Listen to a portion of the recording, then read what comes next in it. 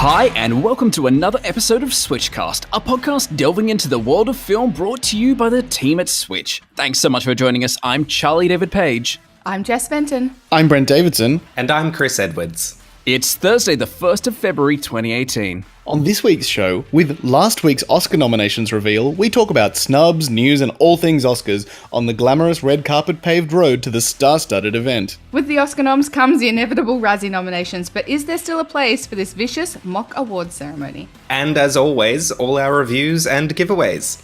Let's get straight into it with Phantom Thread. Daniel headed to the cinema to see director Paul Thomas Anderson weave his magic and filed this review for us.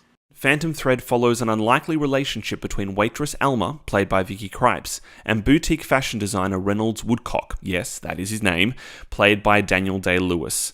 Alma is quickly beguiled into Reynolds' world, almost entirely held within the walls of his apartment and studio, overseen by his heavily involved and protective sister Cyril, played by Leslie Manville.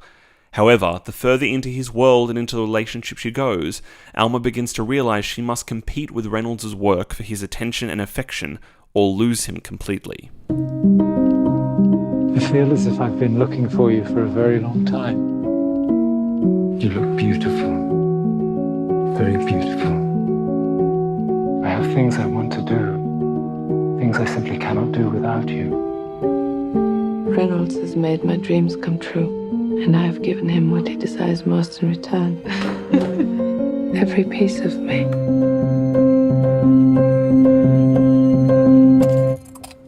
May I warn you of something? My brother can feel cursed, that love is doomed for him. I don't like the fabric. Maybe one day you'll change your taste. Maybe I like my own taste. Just enough to get you into trouble. Perhaps I'm looking for trouble. Stop! There is an air of quiet death in this house. You're not cursed, you're loved by me. Stop playing this game. What game? What precisely is the nature of my game? All your rules and your clothes and all this money and everything is a game. This was an ambush. Stop. Are you sent here to ruin my evening? And possibly my entire life? Stop it! Simply put, this is an extraordinary piece of cinema, one that had me swooning and gasping in delight. Exquisite, meticulous, baroque, wicked, and thoroughly delicious, Phantom Thread is that most perfect of character studies, where figures engaged in a dance of dominance move around each other with pinpoint precision. Writer and director Paul Thomas Anderson revels in the indulgences of the world of fashion, but always makes sure that there is a river of acid underneath. He has essentially crafted one of the most sophisticated, blackly funny romantic comedies of the century, perfectly executed and with 3 breathtaking performances, each of these 3 mighty actors delivering pitch-perfect blows at one another. It looks ravishing, it moves with the stealth of a prey animal, and Johnny Greenwood's score is magnificent.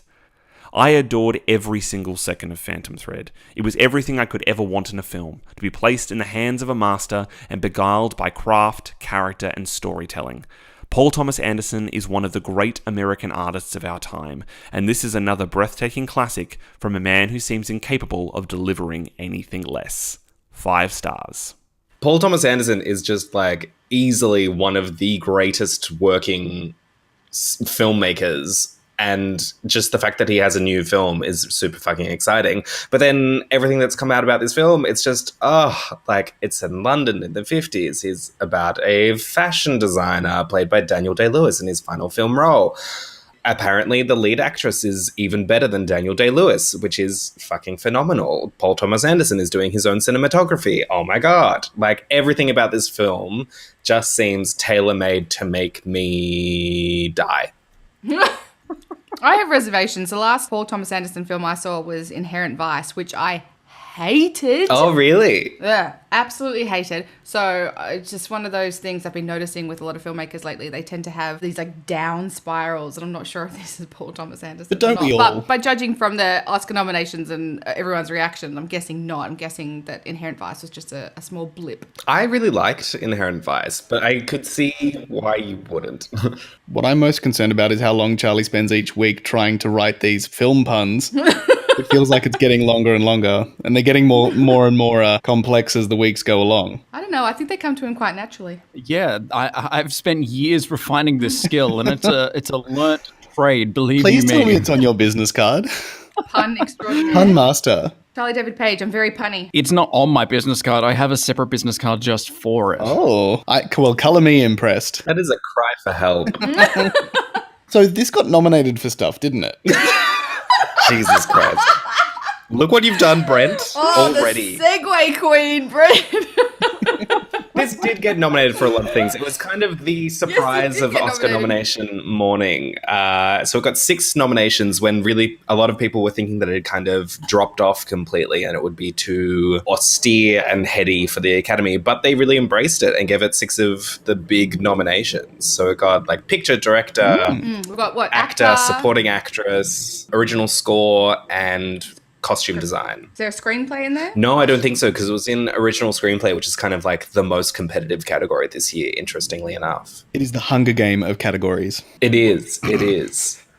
Battle them out. I'd actually like to watch a bunch of screenwriters fight each other. Really? Yeah, because I think they'd be really bad at fighting. So I think it'd be pretty lackluster in the end. Paper cuts all round. As a writer myself, I'd go straight for the eyes. Whatever happened to the pen is mightier than the sword, Chris? Oh my god, this is writing itself. They're only equipped with pens? I don't have anything witty in response to this, because what are we talking about? What's happening? How did we get here? I've kind of already? hijacked the conversation because I know nothing about this film. The second time in 5 minutes that you've hijacked the conversation, Brent. I fear for I you. apologize, everyone. I mean, it's Daniel Day-Lewis's final performance. Do we want to talk about that? Didn't he say that it was his final performance like Is 3 it films though? ago, though? He's the Steven Soderbergh of actors. Exactly what I was going to say. We've heard this all before. If it really is his last film, then it sounds like it's one that he'll go out with a bang. But I really don't think that Daniel Day-Lewis is going to disappear from at least our minds anytime soon. Oh, no. If not both the big and small screen. No, but I feel like it will be like a longer than usual break, which we'll be saying a lot for Daniel Day-Lewis, who does not work particularly often. At least he didn't choose 9 as his farewell tour. Also his method, isn't he? So he like really throws himself into these things. Does that mean he can like make his own Oscars tuxedo for this year's ceremony or something? Probably. I mean, he's been a That would be- cobbler that'd for be impressive. years. Hasn't he been making shoes in Italy in his downtime? I kind of love that. Right? He's such a fucking weirdo. He's such a weirdo. And this is coming from us. And I've heard that this film is actually like pretty crazy as well, in that it seems very austere and pulled together in like classic British period piece, but apparently it's really funny. Well, you can find out for yourself by checking out Daniel's full review at maketheswitch.com.au, and Phantom Thread is in cinemas now. Prepare yourself for some more puns, people. Also out today is Molly's Game. Chris put on his poker face to catch this one. So, does the film deserve to be seen by a full house? Oh.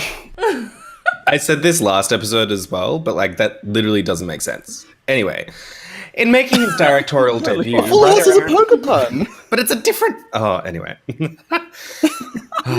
That's why it's a pun! The Okay. homonym. In making his directorial debut, writer Aaron Sorkin has chosen to bring us the true story of Molly Bloom, here played by a fantastic Jessica Chastain, a woman who went from being an Olympics-level professional skier to the mastermind behind the most exclusive multi-million-dollar high-stakes poker game in the United States, which attracted Hollywood celebrities, Wall Street billionaires, and, most unfortunately, Russian mobsters. After the FBI arrests her and threatens her with serious jail time and the destruction of her reputation, she enlists the help of lawyer Charlie Jaffe, Idris Elba, and the two set out to clear her name. First buy-in, $250,000. That's gonna make noise. I was the biggest game runner in the world. You're not taking a percentage of the pot. No. Keep it that way because you don't want to break the law when you're breaking the law. Am I breaking the law? Not really. We're able to find out for sure, aren't we? Laws are written down. We spent 8 years running the world's most exclusive and decadent man cave. Your exposure's crazy. You're gonna get blown up.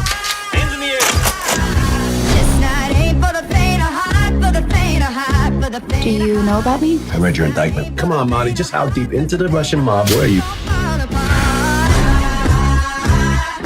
You managed to build a multi-million-dollar business using not much more than your wits. I'm about to be charged in federal court. Well, nobody's perfect. Have you ever exchanged sex for money? No. I think he was talking to me. Aaron Sorkin is maybe one of the modern masters of screenwriting, and he acquits himself, well, adequately as a first-time director. He's corralled an incredible cast, with Idris Elba finally getting to be good in an actually good movie, Michael Cera showing up to give maybe the best supporting performance of the year, and of course, the magnificent Jessica Chastain tearing into a genuinely great role, bulldozing her way through a complex, intelligent, charismatic woman in one of her best performances to date. But the film isn't entirely on her level. It peaks during the prologue, which I promise isn't as shady as that sounds, in a thrillingly relentlessly paced scene. But that same fantastic rhythm becomes the rest of the film's Achilles heel, as the writer-director steadfastly refuses to take his foot off the accelerator and let up on that unrelenting pace. Couple that with a series of scenes that end the film with some pretty unfortunate mansplaining of the film's central female character to the film's central female character, and what starts out as a great film ends up being just a good one. I'm giving it 3 stars. Yeah, I couldn't agree more with that. When it comes to filmmaking, one of the things I always love the most and attracts me the most is the screenplay. I'm addicted to good dialogue, and that's why the top of my list of filmmakers that I admire the most are Quentin Tarantino, Kevin Smith, John Hughes, and now Aaron Sorkin's up there as well. He's a phenomenal screenwriter. I was so excited to see him finally put on a director's hat as well. And Chris is right. He does it adequately enough, but it's not fantastic. But the screenplay is so good because he's such an intelligent screenwriter. I think where he thrives is being able to put his dialogue into intelligent characters as well. And in this film, Jessica Chastain's Molly Bloom and Idris Elba's Charlie Jaffe are amazing verbal sparring partners. Oh, yeah. And the scenes that they have together are absolutely electric. But the character of Molly Bloom itself, I thought it was such an amazing story, and she is such an incredible character, and I was hooked from the beginning, like Chris said, with that incredibly fast-paced prologue, and I was just hook, line, and sinker. They got me from the first 60 seconds, and I actually really, really, really enjoyed this film. I couldn't understand a lot of the poker talk. I've tried to play poker a couple times in my life and failed abysmally, but you sort of don't need to. You understand the gist of it enough. You just need to know what a full house is, Jess. Yeah, you need to. I know what cards are and stuff. 2. But Queen. Yeah. Ace. They're spitting out words like river and things like that, and I don't know. I have a quick question with regards to Michael Cera. I really loved him as a child actor in Arrested Development, don't get me wrong. But as an adult, I've kind of felt that his performances lack and that he's really only highlighted by good editing. And you've made it sound like he's very, very good in this film. So do you think, is it a case of editing again, or he's just actually stepped up? No, I think he's genuinely really great in this film. It's a very different kind of mode that he's playing that we haven't really seen from him before. More serious, I guess? Yeah, it's definitely more serious. And what's odd for the fact that he is an Aaron Sorkin character is that he doesn't actually say much. He doesn't have a lot of dialogue. He's just kind of this off-putting presence that's there the whole time who loves destroying lives, as he says at one point in this pretty fucking great scene. But yeah, it's like Jess said, the dialogue is just so fantastic. And Michael Cera's interesting because he's not relying on the dialogue to give a good performance like a lot of the other supporting characters are, in this really odd performance that's really interesting, which is the most exciting thing because he's often not interesting. He's good, but I don't know, something about this performance just has that little extra kick. But yeah, the film is really good, but it just has these annoying little things that keep popping up that kind of stop it from achieving greatness. It's not particularly visually interesting. The editing is kind of all over the place after that first scene. But yeah, Jessica Chastain is just so good, and the dialogue is crackling with wit, and Aaron Sorkin is just a great writer. But yeah, he knows how to write things. He definitely knows how to write things. He knows how to put the words on the paper. Oh my God. He knows how to open a document. He types real good. No, but I mean West Wing and stuff like West Wing and Social Network. They're amazing pieces of writing. Yeah, true. Social Network is one of my favorite films. You have to admit, when he does write, he does tend to favor male characters in a lot of his writing, so it's not terribly surprising you're kind of telling me some stuff happens towards the end which isn't necessarily favorable towards Molly. So, yeah, I can completely understand why that would be the case. Which is so frustrating because for the whole film, she's so good. She's such a fantastic interesting character, but it just gets undercut that little bit right at the end. So until then, it's really great, but right at the end, it kind of leaves you with a sour taste in your mouth. Damn. But you can all go see it for yourselves. Molly's Game is in cinemas now, and check out my full review at Makeout. Oh, God. Freud. Makeout point. I'll be at Makeout Point. Makeout Point. Please, that's so lovely. Molly's Game is in cinemas now, and check out my full review at maketheswitch.com.au. Also out today is Den of Thieves. This crime drama follows an elite unit of the LA County Sheriff's Department led by Big Nick O'Brien, played by Gerard Butler, who you might remember from such hits as The Phantom of the Opera and Geostorm, as they try and catch the state's most successful bank robbery crew as they plan a seemingly impossible heist on the Federal Reserve Bank.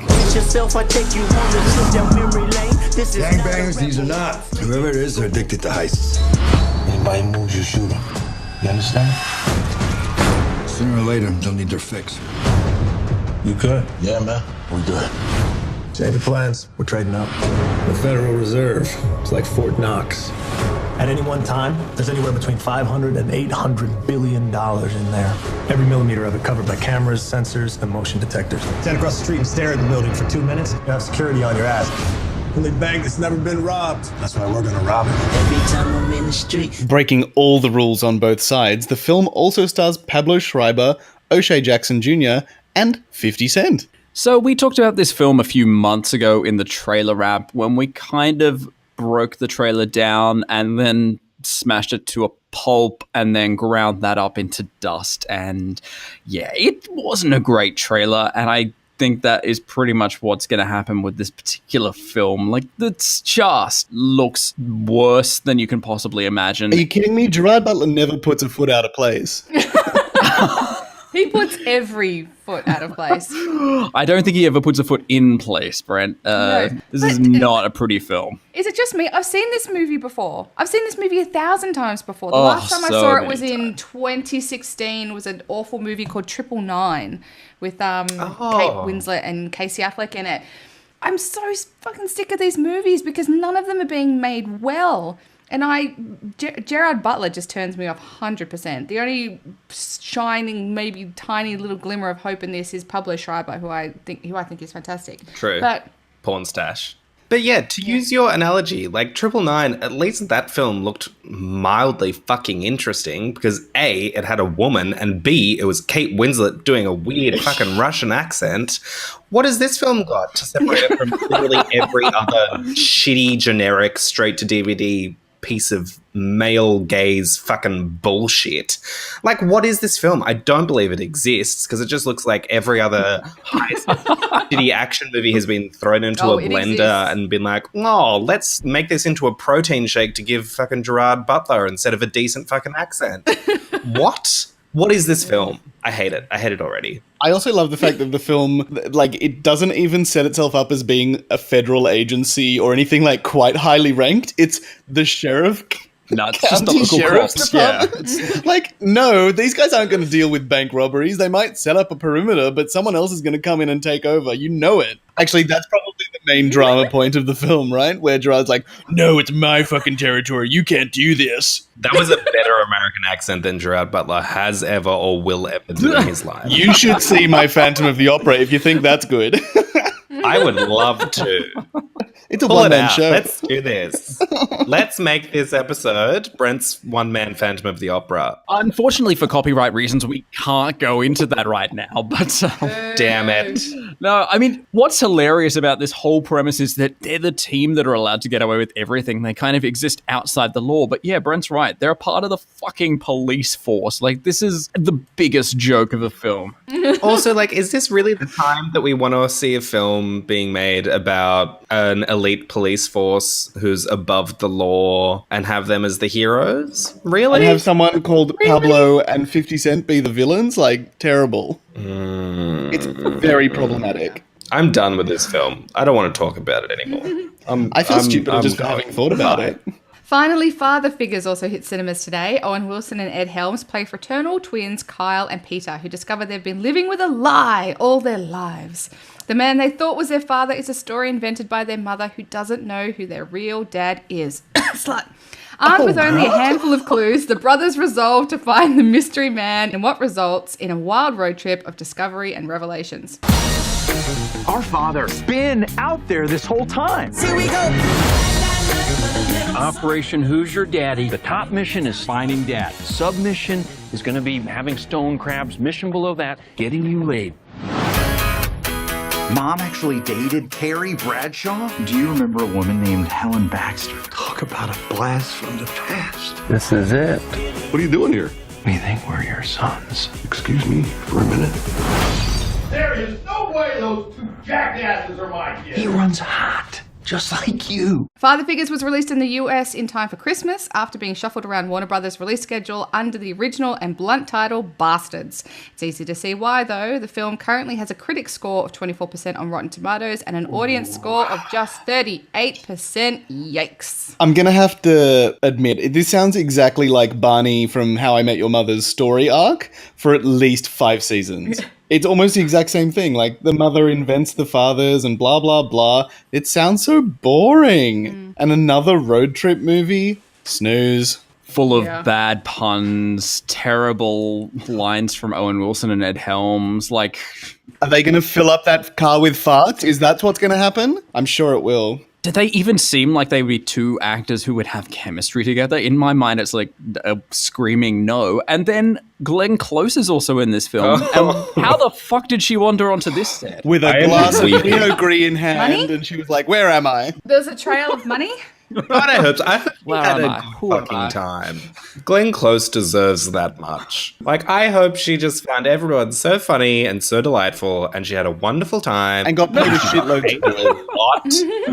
Can I just point out that we just spoke about the film Den of Thieves, which on Rotten Tomatoes has got 41%. This movie now, Father Figures, has got 24%. Which is, which means Den of Thieves is better, is universally considered better than this movie. Rip.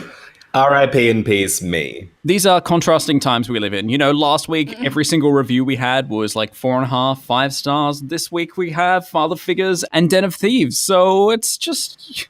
It's a wild time at the cinemas right now. Things can only go up from here.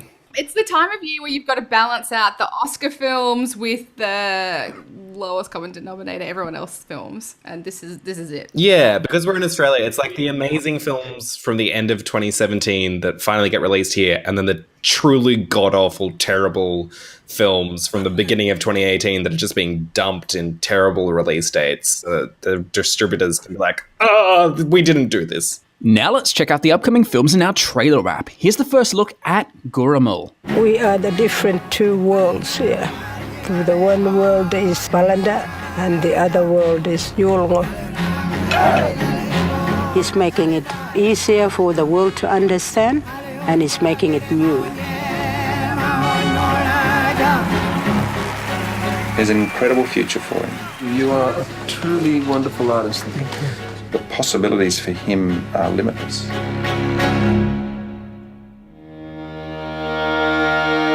When you're carrying the two worlds on your back, what do you feel? How do you feel? The world pulling you down, or is it making you standing up? So the world wants to know more about him.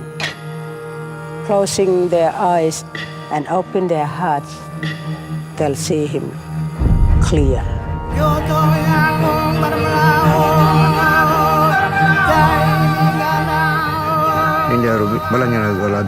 Who can see with your heart to taste the salt water and fresh water. Mayro magam. Oh Lord, I'm gonna cry. I can just say, I can feel it. I can feel it in my waters. I'm gonna cry. This seems like an incredibly beautiful and emotional film, and I'm not sure how well I'm gonna handle it, but I'm up there. I want to see it. It's going to be great. It actually looks beautifully shot. And it's kind of this documentary / behind the scenes of his life, as he did unfortunately pass away quite recently, which has kind of held off the release of this film. But it does seem like this really amazing insight into probably one of the most spectacular Australian musicians that we've seen come to the forefront in a very long time. And the very interesting thing with this one was as well that it closed the Melbourne International Film Festival, and I think it sold out something like 3 separate sessions at the same time. So they had 3 cinemas going. Yeah, and it only started with like 1, and then it grew and grew and grew. And of course, unfortunately, he did pass away shortly before the film was actually premiered at the Melbourne International Film Festival. And there was a big sort of like consultation period because in Aboriginal culture, images of the dead, I think it's culturally insensitive to show them. There's always the warnings, and there's a warning on the trailer as well. You're not actually even meant to be able to say their name. Yeah. Say their name. So it was like this cultural sensitivity process of like, how do we actually go forward from here?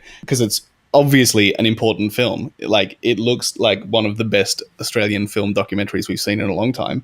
So there was just that thing of like, how do we progress for this with respect for everything and everyone? And then I think his family were the ones that made the decision to be like, yes, absolutely, this film needs to be seen. And not only that, not only did it get it showing at MIFF, it's actually going to the Berlin Film Festival this year, which is spectacular. Like, that's a huge thing for a film like this to be seen at Berlin, one of the world's premier film festivals. So that is super exciting as well. Which is a pretty exciting trend for Australian films, because I believe that the Toronto Film Festival last year, Sweet Country, which we reviewed last week, did amazingly well there. And it's just premiered at the Sundance Film Festival as well just this week and gotten incredible reactions as well. Yeah, it just showed there too, didn't it? Yeah, and now this at Berlin. Which is amazing. It's great to see Australian content with Indigenous culture in it, making such big waves around the world. That's really exciting. And it's amazing we're finding that people are actually interested in seeing, as opposed to all of the other like morose dramas that we seem to produce in Australia. Like exceptionally like cliche white person surfing kind of film. So like it is good. Yeah, aren't we all looking forward to Tim Winton's fucking Breathe or Breath or whatever it is? Right. Jesus Christ. Yeah. Because apparently Tim Winton is the only Australian author worth adapting these days. I'd say so. He really speaks to a universally Australian kind of sensibility. I also love that Gurumul is like a film that is primarily a visual medium for a blind artist. I think that's cool. I don't know, I'm a bit concerned about watching the trailer, is that you don't really get to hear him tell his own story. For the most part in the trailer, you're hearing other people speaking, and it's voiceover narration, his a lot music, of it, isn't it? which is beautiful. But yeah, I hope that film itself does actually give him the space to tell his own story. Well, let's hope so. We'll find out for sure when Gurumul hits Australian cinemas from the 26th of April. And now let's take a look at the trailer for I Kill Giants. A giant comes to the place and takes everything from you. And when it's done, it's like anything that made your life good was never even there. Giants not real.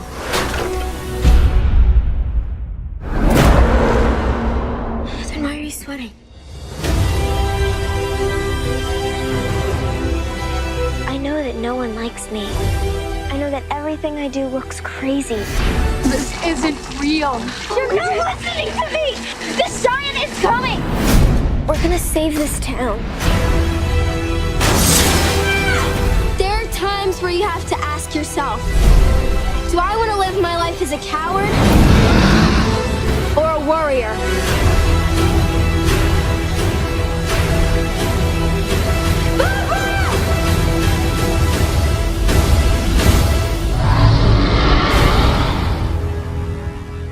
I Kill Giants kind of looks a bit like another one of these sort of like teen fantasy dramas that are all about sort of like young people and mental health. There's a bit of a trend of these lately, and don't get me wrong, I love them, and I love that it's a bit of fantasy, but I'm really intrigued as to whether or not the giants are real or just, like when a monster calls, a coping mechanism for something more sinister going on in this girl's life. Yeah, strangely in this one, it does seem like they actually are real. Like she's trying to convince her, I don't know, school counselor, I think it's Zoe Saldana, trying to convince her that they are actually real and kind of having her experience it as well. So yeah, I actually think they might be in this instance, which to me, because I loved the device, how they used that in A Monster Calls, I don't necessarily know if I'm going to love it as much if they are actually real creatures that they have to fight. Yeah, the metaphor seems a bit stronger than the literal, doesn't it? Yeah, I agree with you there. It's it kind of makes more sense to have it as a metaphorical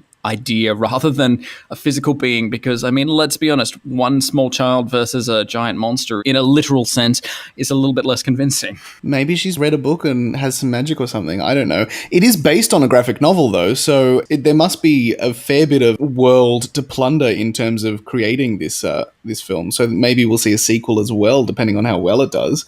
I like that it's a strong female lead. Yeah, it's really cool to see a young female lead, this kind of brave, adventurous, not caring about what other people think. Yeah, it's this really interesting, fresh change that we don't normally get in cinema. It's nice to see that alongside something like A Wrinkle in Time this year, having those stronger, younger female leads. Actually, were there any men in the trailer? I don't seem to remember any men in the trailer at all. Seems like, Yeah, it just seems like a bit of a best friend adventure with the counselor as well. See, it's the counselor that's the red herring that makes me think it might be all in her mind. Like, why do you include the counselor if there's not mental health problems? She's clearly a bullied child and all this sort of stuff. But I think that the counselor is there to prove that the monsters are real. So yeah, I think that's why she's in existence. But also, the most exciting thing about this, Imogen Poots is in this film as well. So yay! Love Imogen Poots. Yay! So good in Green Room. So good in so many things. All the things. All of the things. All of the things. Oh, but also just like the name, Imogen Poots. What an awesome name. Poots. Poots sounds like something I would tell my children is a word for farts when they're younger. Poots. I was about to say, it sounds like onomatopoeia with the sound here Bumper makes. Poots. Imogen Poots. Imogen, did you poots again? I totally poots. She's been good in so many things. Daniel and I actually saw her in National Theatre Live's production of Who's Afraid of Virginia Woolf, and she was... Oh, yeah. She was right up there with Imelda Staunton and Conleth Hill in terms of performances. She really held her ground in that, and that's saying something. But yeah, I think she's spectacular. I think I first really loved her, and she's funny that way. That was one of the first times I was like, oh, yes, this is something special. Yeah. So I think this ticks most of my boxes. Children, magic, emotional impact. I'm probably going to go see this film and I'm probably going to cry. Can't wait. And you're probably going to see it on a plane. Oh my God, if I saw it on a plane, I will definitely cry, especially if there's like some really sad moments where she faces some bullies, or I've had a couple of gins, or I'm tired. Yeah, I'm going to love it. I will definitely be seeing this one. Plane or no plane, drink or no drink. And finally, let's get blown away by the new trailer for The Hurricane Heist. Yes, bring on the big guns. We're on lockdown due to the storm. Come on, man. Oh boy. Turn around now. Do it. This is not good. No witnesses. Get in! What the hell was that about? The treasury's being robbed. Where is she? They need me. I'm the only one with the code. We gotta go get my brother. I need your help. Let's go save the world. What in the hell? Well, I am a citizen of Alabama. We're about to be crushed by the biggest storm of the century. Look out! I knew today was going to be Let's load up. This is gonna be harsh! What?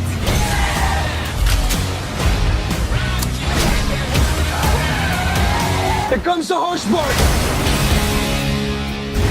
Speaking of fucking blown away, like, yes, I'm blown away. This movie has everything. A heist, a hurricane. Sign me the fudge. Ryan Quanten is in it. doing the worst Southern accent ever. How dare you? Ryan Quanten is an Australian icon and a national treasure. And he Nicolas deserves Cage tried better to than steal him this. from somewhere. Better. And he's going to be incredible in this movie. Maggie Grace, everyone's favorite Lost actor. Oh, and also she was in the TV show Lost. Everyone's favourite Taken daughter. No, she was the girl who kept getting taken in the Taken films. Oh, she's been taken. She's been lost. And now she's about to get blown away. She's going to get blown away. I'm just disappointed that they've already used the taking the world by storm fucking for Geostorm for the tagline. Oh my god, stop. We need to better. The tagline here is make it rain. Make it rain. One of the 3 taglines they have in this trailer. What are the other taglines? Tell me. They have 3 taglines. There's make it rain, which, you know, the trailer has peaked at that point because I know, that's incredible. After the title appears, then it's like $600 million taken at 600 million miles per hour. Not 600 million miles per hour. 600 miles per hour or something, yeah. And then at the end again, they have a little title card that just says, get the money. What? Like, why?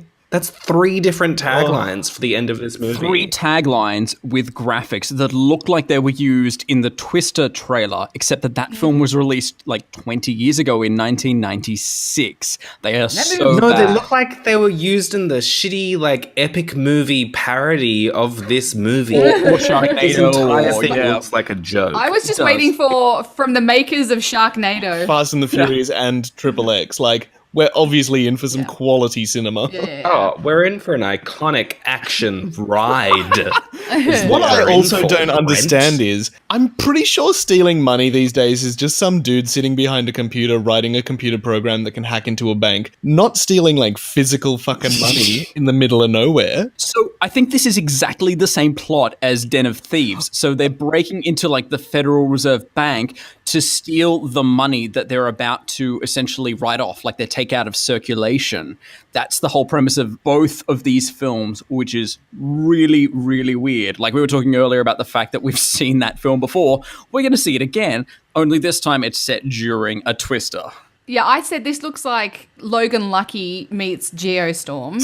I mean, you've got the dumb Southern hick brothers that are trying to, you know, rip off all this money, and there just happens to be oh, it's so bad. I'm so excited. And the trailer is all wrapped up by the soundtrack. They use Scorpions' Rock You Like a Hurricane, which could not be Incredible. any fucking cheesier. So on the nose. Between this and Phantom Thread, I'm not sure which film I'm more excited for this week. Obviously Hurricane Heist. I'm really looking forward to that moment during Hurricane Heist where they reach the eye of the hurricane and it's just like quiet and the movie just takes a really slow pace for a while. The actors like have a glass of coffee or something, talk about their feelings, and then it comes back and the action starts up again. There can only be action while there is like bucketing rain and hurricane. Obviously Hurricane Force wins. That middle bit, no, it's probably where 2 of the characters do it or something stupid. Well, we can find out if the Hurricane Heist is a breath of fresh air when it hits cinemas later this year. And to check out all those trailers and more, Okay, that one was the cry for help. That one was the cry Charlie, for help. do you need Good to help? know I've found it. We're sending someone to you right now. For all those trailers and more, head to youtube.com/MakeTheSwitchAU.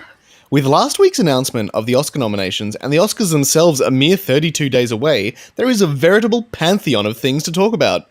Netflix has nabbed itself 8 nominations, there have been surprise nominations and even bigger and more shocking snubs.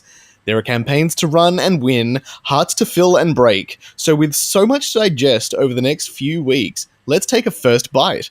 What nominations got you guys most excited? Well, having stayed up and having the privilege to watch those nominations come out, which was actually one of the best rounded, I think, nominations that I've seen in a long time. Like, it's interesting, it's diverse, it's fair. And to be honest, I was so excited by some of the smaller nominations, to be honest. Like Last Man in Aleppo for documentary. It was great to see Sufjan Stevens, one of my... No, forget that. My favorite artist being nominated for an Oscar. That is a huge, huge rush. What else? The Square for Foreign Language. That was really good too. And of course, Coco in animated feature. Although up against the Boss Baby, it's never going to win. But, you know, these things happen. Wait, Boss Baby's going to win? What? No, Coco's going to win. What are you talking about? It's called sarcasm. I think he was making a funny. He was making a little joke. Oh my God. It happens went so over rarely. I very didn't know what was well. happening. It went over as well as his puns.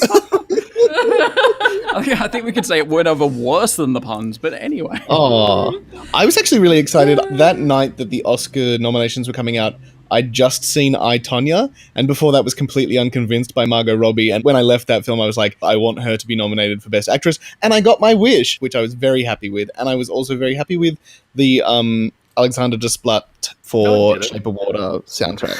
I think I'm most excited because finally in the cinematography category we have our first female nominee, which is, I mean, A, patently ridiculous because this is the 90th Oscars. What the hell have they been doing? But B, so exciting. Like, so fantastic for Rachel Morrison and for Mudbound, Netflix's film, which is apparently really great.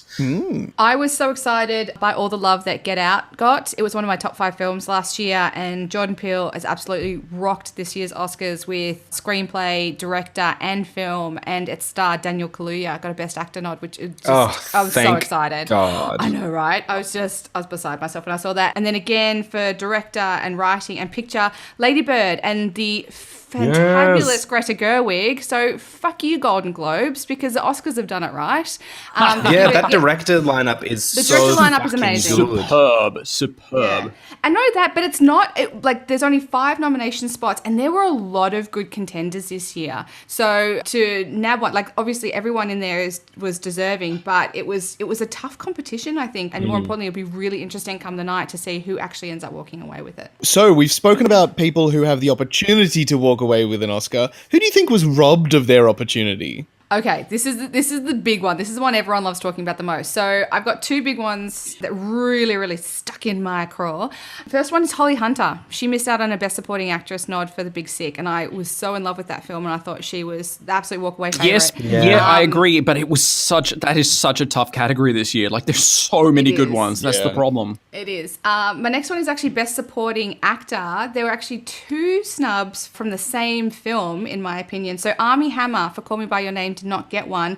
But secondly, Michael Stuhlbarg, who appears in not 1 but 3 Best Picture Oscar nominees, did not get nominated for, if you had to pick one, it would have been Call Me By Your Name. He's not a big role in it, but he has one particular scene that is just sensational. He's the guy that's sort of everywhere and nowhere at the same time in terms of recognition. Yeah, that supporting actor category is really interesting because, I mean, it's the first time there's been a double nomination from the same film, like 2 actors from the same film nominated in the same category since the early 90s when Bugsy got 2.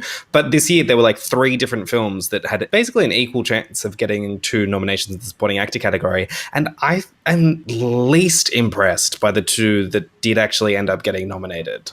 I am not a fan of 3 Billboards, and seeing Woody Harrelson in particular. Oh, come on. I think there were a few other snubs that were not necessarily noticeable, but they were just less prominent than they could have been. The Florida Project being one big one, which kind of feels a bit disappointing.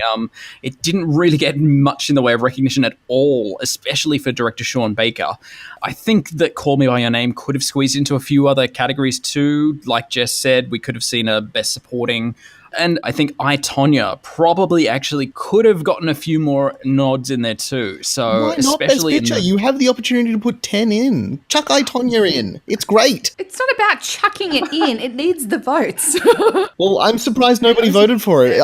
Anyway, that's my, obviously, anger point, that one. I'm also kind of angry as well. I mean, I know I haven't seen it, but Christopher Plummer getting nominated, like, babes, 7 days work, nice.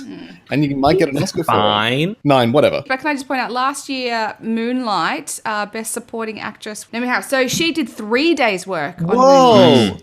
I wonder if there's a statistic as to the least amount of work someone's had to do to win an Oscar. Well, Judi Dench was only in 5 minutes of Shakespeare in Love. And did she get it? Oh, wow. I think Anthony Hopkins was in Silence of the Lambs for like 16 minutes and he won Best Actor in a 2.5-hour film. But I will defend that one until the ends of the earth. Yeah. Oh, God. I'm not complaining. Trust me. But I'm just saying. It compares with his later work in Transformers. Another Oscar snub. Total Oscar snub. Anthony Hopkins being nominated for the Oscar for Transformers The Last Night was easily my favourite moment. Outrage. I'm not watching it. Boycott the Oscars. Yeah. But speaking of people who did also pick up a lot of nominations, Netflix got itself 8. And we keep talking about how Netflix is this changing thing, and we spoke about how they got around the rules as well recently, so I think they needed to be in a cinema for something like 2 weeks. In the US, it has to be in a certain number of cinemas on a certain number of screens for a certain period of time. And yeah, Netflix does kind of bend the rules a little bit in terms of getting these films from the small screen onto the big screen. In the case of Mudbound especially, that was a really, really small release in America. I don't think it even got released anywhere else in a cinema. So clearly it is just for the Oscars. But they're now a serious contender. This makes them an official production studio that is to rival Hollywood. Up until this point, we really haven't seen this kind of interest in Netflix in an awards season. Yeah, because they've finally broken through from like the documentary or foreign language film nominees into proper feature narrative filmmaking. Yeah, and I think that's in terms of the production that they are creating. They have now decided that they're going to start building on that side of things and invest a lot of money into it. Which, so obviously they want to try to get that recognized as well. And fantastic that it can be for a film like this, something with a really interesting story, great racial representation. We see Mary J. Blige getting a nomination, although Dee Rees did not. So that is probably one of the other. Although she did for adapted screenplay. She did for adapted screenplay, which is a nice nod for her. And I think probably a very deserving nod. So with every action, there is an equal and opposite reaction. Therefore, with the Oscar nominations comes the Razzie nominations, with the ceremony to be held the day before the Oscars. Now in its 38th incarnation, what was once a fun, tongue-in-cheek anti-Oscars now seems like a vicious attack on easy targets such as the Transformers franchise, the 50 Shades films, Mark Wahlberg and Dwayne Johnson, just to name a few. So is there still a place in the season for the Razzies, or does the award for Worst Film Awards go to the Golden Raspberries? Yep. Get rid of it. Nah, I'm done. I know. It's stupid. It's sort of become like a parody of itself, which when it started out, it is a mock ceremony. Maybe when I was like 10 years old, this shit was mildly amusing because it was like, oh, let's be mean about bad films. But now it's just bullshit. Nominating something like Mother, which, sure, it was divisive. Personally, I really loved it, but some of my best friends really did not at all and hated it.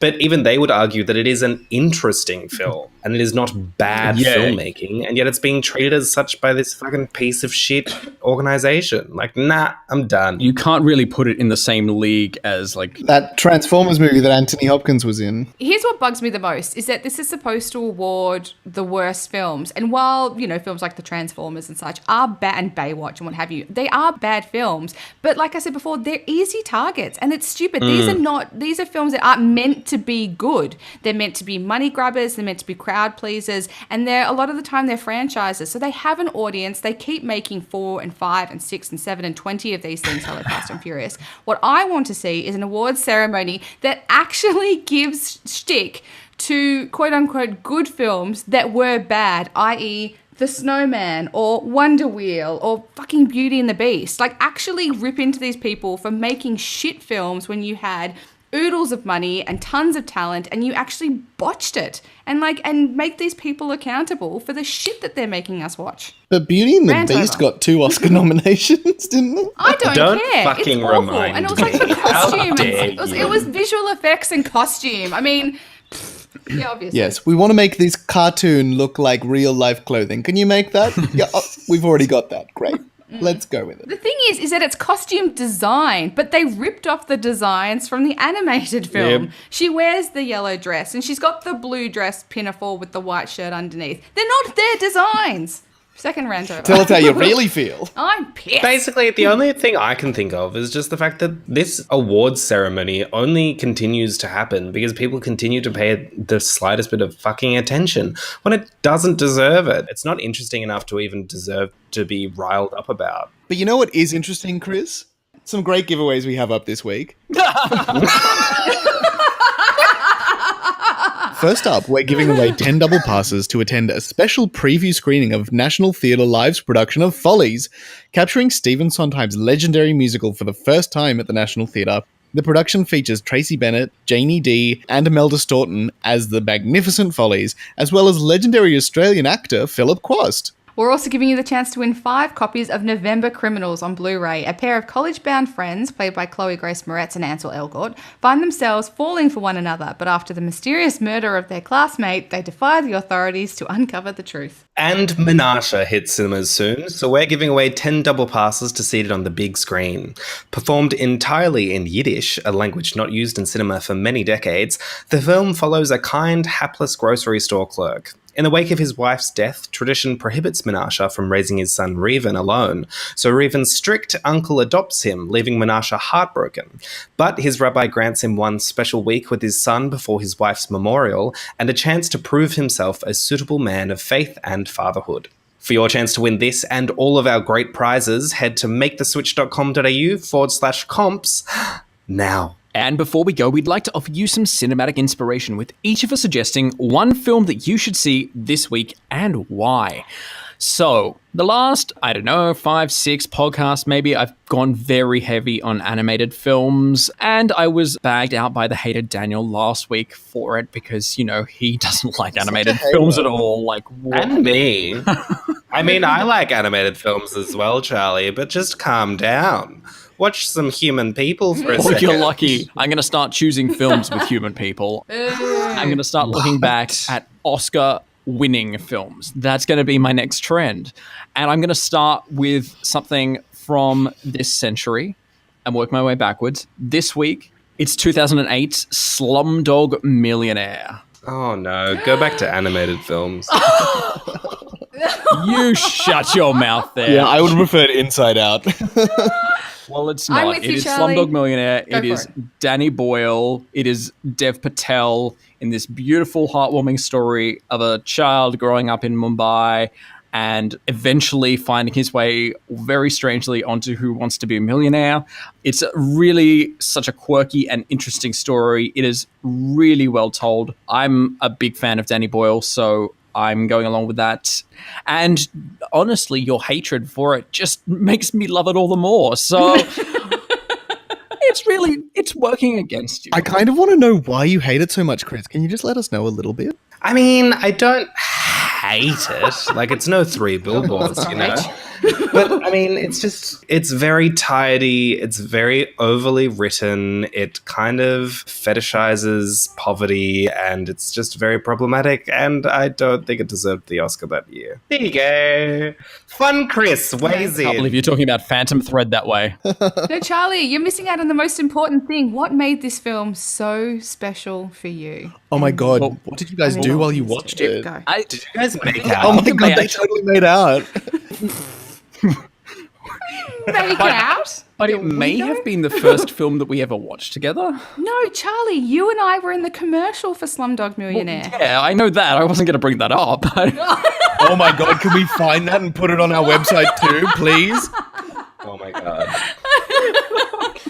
We were in the commercial for Slumdog Millionaire when they harass people as they come out of the cinema and you get to do a vox pop, gross. and we were in it. I just avoid eye contact and keep walking. We were young and stupid at the time. Oh my God, it was the best fucking thing I've ever fucking seen. So funny. I cried. Cried? Yep. That's what they all sound like. We loved it then. So we love funny, it now. Nothing changes. Slumdog Millionaire. Oscar winner, despite what anyone on this podcast thinks. Jess, how about you for the week? Okay. I'm going to cheat. Oh, sorry, what is Is it going on? another Goldie Hawn film? No. Yes, bitch, No, cheat. I'm going to recommend a mini-series. Yes, I am. So I'm obsessed, along with a lot of people, with the book Pride and Prejudice. And there was a mini-series made back in 2008 called Lost in Austin. It was, I think it was BBC actually. So it's a British mini-series, and it's about a woman played by Jemima Ripper who's obsessed with Pride and Prejudice, and she ends up finding sort of like a secret door in her apartment in which she is able to enter Pride and Prejudice. And in return, Elizabeth Bennet from Pride and Prejudice, who's played by Gemma Arterton, comes into the real world. So Amanda goes into the Bennet's house, and she's taken the place of Elizabeth Bennet, but she's obviously a complete and utter stranger, out of time and out of place. And she ends up essentially fucking up the story in the most hilarious way. So, like, Bingley ends up falling for her, and we find out that his sister is actually a lesbian, and she's got to try and get, like, Jane and Bingley together and Elizabeth Bennet back, and it's all too funny, and it's really clever. If you know Pride and Prejudice as well as I do, or even if you don't, I'm sure everyone studied it in high school. It's really, really clever, and absolutely love it. It's one of those movies, show kind of things that I always watch when I'm sick and feeling sorry for myself, and it's called Lost in Austin. Everyone should track it down. Or not, because it's not an actual film, but anyway. It's cinematic. I bought my mum the BBC series, The Pride and Prejudice with Colin Firth, and I think she makes an annual pilgrimage and rewatches it at least once a year. She's funny awesome. like that. Yeah, it's probably the best incarnation. No, do you want to hear something even sadder? I've been to England and I've been on the Pride and Prejudice tour. You get on That a is sad. bus, I didn't say what my mum does was days, sad. Thanks, Jess. And for 3 days, you drive around England and you go to all the spots where they film the show, and we even get dressed up and do a dance and a dinner and everything. It's fabulous. Did somebody walk out of the lake? We tried to, but the lake is actually, it's all that fabulous film trickery. It's actually just like this piece of shit little hole in the ground, and it was absolutely freezing, and no one had the guts to go in. Boring. Well, Brent, make this a little bit less boring. Tell us what your pick for the week is. Okay, I'm going to pick a fun one this week because I love fun movies. So, this is probably a film that I was super duper obsessed with as a child, definitely was, and it's a parody film, but a very well done parody film. I'm picking Mel Brooks's fantastic Spaceballs.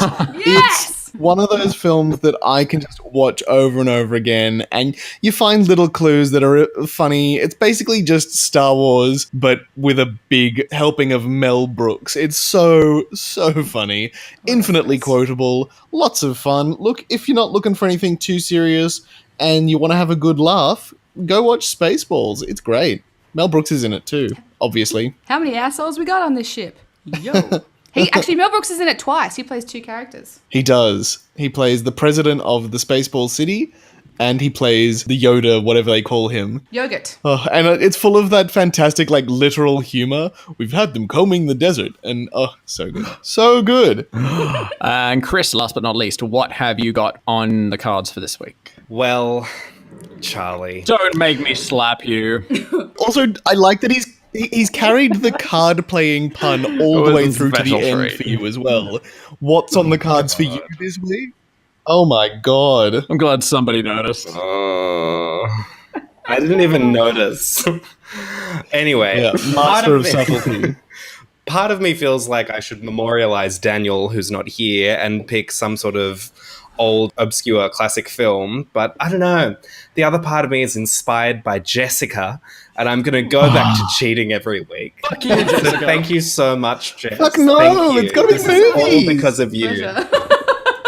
Here to help. And so rather than a movie, I'm going to recommend a YouTube channel called The Nerd Writer.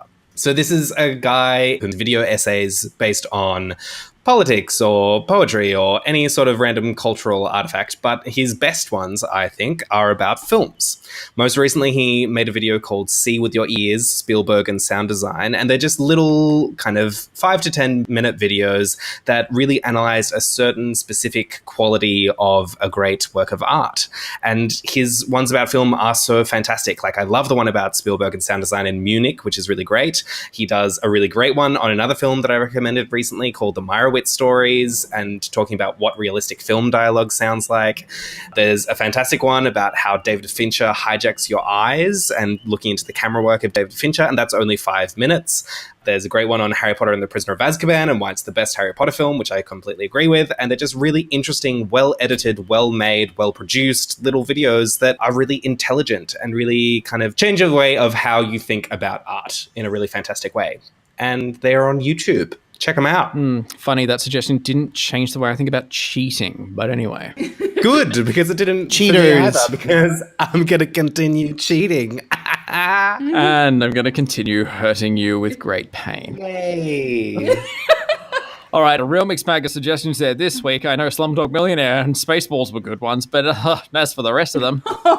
Shade. And you can find the links to all the articles we've talked about on this week's show at maketheswitch.com.au. Please subscribe to SWITCHCast on iTunes or your favourite podcast platform, and don't forget to rate us. And stay in touch on Twitter. I'm at Charlie_David. Jess. Miss Jess_Switch. Brent. At Brent C. Davidson. That's the letter and not the body of water. Absolutely. And Chris. At Chris C. Edwards. Like it, follow it. You can find us on Facebook, Twitter, Instagram, and YouTube at MakeTheSwitchAU to stay up to date with all the latest reviews, news, trailers, and giveaways. And you can find all the notes and links to everything we've discussed on this week's podcast, especially that ad that Charlie and Jess are both in, as well as all our other episodes by visiting switchcast.com.au.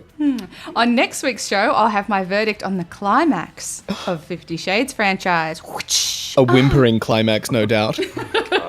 Plus, we'll take a look inside New York's notoriously secretive Hasidic Jewish community in Menasha, and Michael Haneke's latest film, Happy End. And I'll be reviewing the South African queer film, The Wound. Thanks so much for listening. We'll see you all next week.